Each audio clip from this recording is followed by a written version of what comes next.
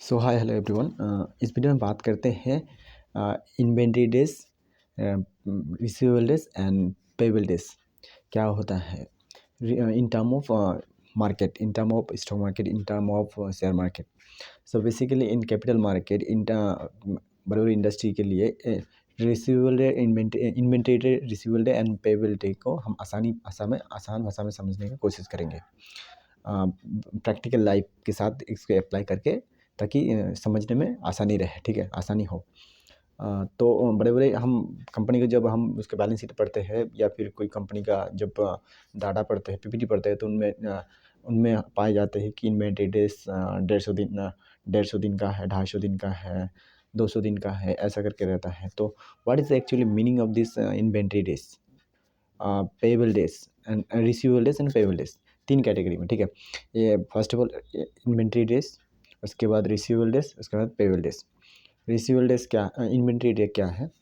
For example मान के चलो, एक रामसन जादू मधु का दुकान है, जहाँ वो मान के चलो स्वीट शॉप है, मिठाई का शॉप है। ठीक है, वो मिठाई बनाते हैं। तो वो मिठाई बनाते हैं, उसके लिए क्या करते हैं, वो शुगर और मैदा खरीद के लेके आता है। ठीक है, बेकरी बनाने के लिए, बेकरी का बिस्किट बनाने के लिए। तो क्या करते हैं, बेसिकली वो उसको बना के सेल करने में जितना टाइम लगता है, मान के चलो खरीद के लेके आया, आने से सेल करने तक जो प्रोसेस होता है, वो बनाता है बेकरी को, बिस्किट को, तो उसमें उनको 5 दिन लग जाता है। तो उस बीच में उनका माल गोडाउन में रहता है, उनके दुकान में रहता है, उनके पास रहता है, जब तक वो सेल ना हो जाता है। तो उसका कहते हैं क्या, इन्वेंट्री डे। मतलब इन द सेंस वो माल को अभी भी प्रॉफिट नहीं कर पाया, वहाँ पे रखा है। उसके बाद जितना दिन रहा सेल करने से पहले, वो है inventory days. Inventory in the sense, inventory means goods, मतलब सामान, माल जितना वो जो भी लैंग्वेज यूज़ करो, गुड्स। ठीक है, सामान जो लेके खरीद के आया, अभी उसको बना के वो बेचेगा। हम इन्वेंट्री डेज मिल गया हम लोगों को। इन्वेंट्री डेज उनके पास जितना दिन रहता है, श्याम बाबू के पास जितना दिन, वो है इन्वेंट्री डेज। अब वो इन्वेंट्री को वो बेचेगा, गुड्स को बेचेगा। मान के चलो वो मिठाई बना दिया, या फिर कोई ब्रेड बना दिया, ब्रेड को बेचेगा। तो ऑन द स्पॉट क्या होता है, कोई ऑन द स्पॉट कैश में लेता है, कोई क्रेडिट पे लेता है। मतलब क्रेडिट बोले तो कोई उधार पे लेके जाता है, बल्कि हाँ बाबू हम कल दे के जाएंगे, परसों दे के जाएंगे। वो बोले कि हम 2 दिन बाद दे के जाएंगे, कोई बोला 3 दिन बाद। तो ऐसा करके मान के चलो वो 5 दिन में रेडी किया, और वो कोई एक बंदा आके बोल के हम 3 दिन बाद दे के जाएंगे आपको पैसा।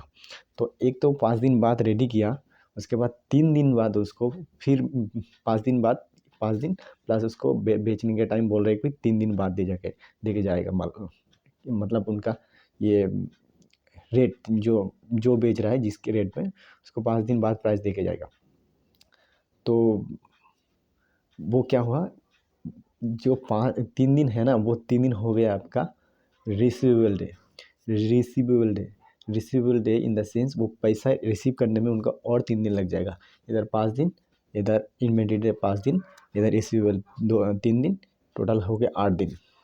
अब उसके बाद 3 दिन बाद उस जो श्याम बाबू जो मिठाई बनाने के लिए मैदा और क्या बोलते हैं, शुगर लेके आया था। ठीक है, उसको 10 दिन बाद उसको जिनके पास, जिन सप्लायर के पास से वो मैदा और शुगर खरीद के लेके आया था, उनको भी पे करना होता है। तो वो पे करेगा, उसको बोलते हैं पेबल डेज। पे करने का दिन। तो वो मोहलत लेके आया था 10 दिन, तो इधर 5 दिन, इधर 3 दिन, उसके बाद इधर जाके उसको देना होता है। तो वो है पेबल डेज, जो कि 10 दिन। तो इसलिए देखेंगे आप, पेबल डेज सबसे ज़्यादा होता है। आई समझ में, आसान भाषा में इसका ऐसा ही होता है। सो आई होप आप लोगों को समझ में आए होंगे। इसका हम लर्निंग पार्ट के रूप में एक प्लेलिस्ट बना देंगे, और जो भी मेरे को जानकारी आगे लगेगा कि ये इसके बारे में बात करना चाहिए, उसका हम बात करेंगे। So thank you so much. मिलते हैं किसी अगले वीडियो में। All the best, thank you so much.